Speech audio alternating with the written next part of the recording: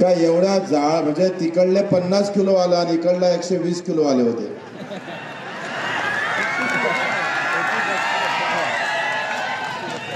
तो ताकत से कोई मतलब नहीं होता, दिमाग से चलना पड़ता है. जब दिमाग से चलते हैं तो यूं ही टपक जाता है आदमी.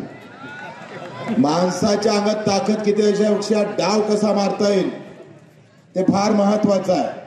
आमची पार्टी 2 आमदाराची जरी असली तर एकटा बच्चू कडू 100 आमदाराला कॉपी आहे.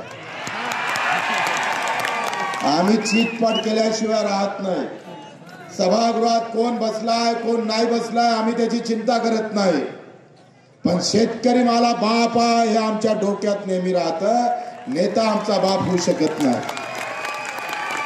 आणि मग मित्र तुम्हाला आम्हाला सगळ्याच्या डोक्यात जात पात धर्म पंथ सगळं बाजूला ठेवून आता लढाई खऱ्या अर्थानं शेतकऱ्याची लढता आली पाहिजे, मजुराची लढता आली पाहिजे. आज आम्ही सोयाबीनचे भाव पडले, त्याच्यात तुमचा तालुका दुष्काळात आला नाही.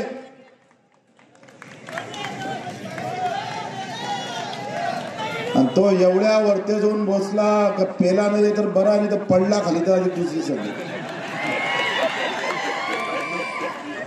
कापसाचे भाव पडले, सरकारा मागून सरकार बदललं पण धोरण बदलत नाही.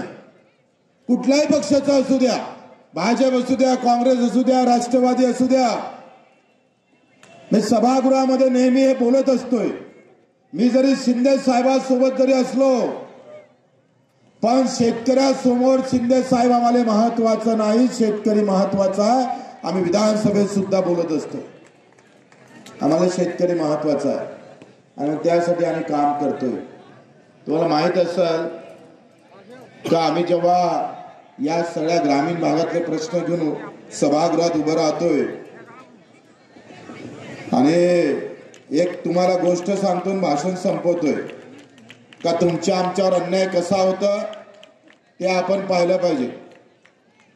शहरातल्या लोकांना 1.25 लाखाचं घर, योजनेचं नाव सारखंच आहे, पंतप्रधान आवास योजना केंद्र सरकारची. आणि ती योजना जेव्हा शहरात जातं ते 2.5 लाखाचं घर देतं आणि गावात गेलं का 1.25 लाखाचं घर देतं. हा आमचा अपमान आहे, पैशाचा विषय नाही आहे आणि तो आम्ही खपवून घेणार नाही. तो येत्या निवडणुकीत जर त्याचा बदल केला नाही तर माझ्यासहित सगळ्याला हिसका दाखवावंच लागेल, कोणत्याही पार्टीचे असू द्या. लोकशाही मराठी ऐका, पहा, जागरूक रहा.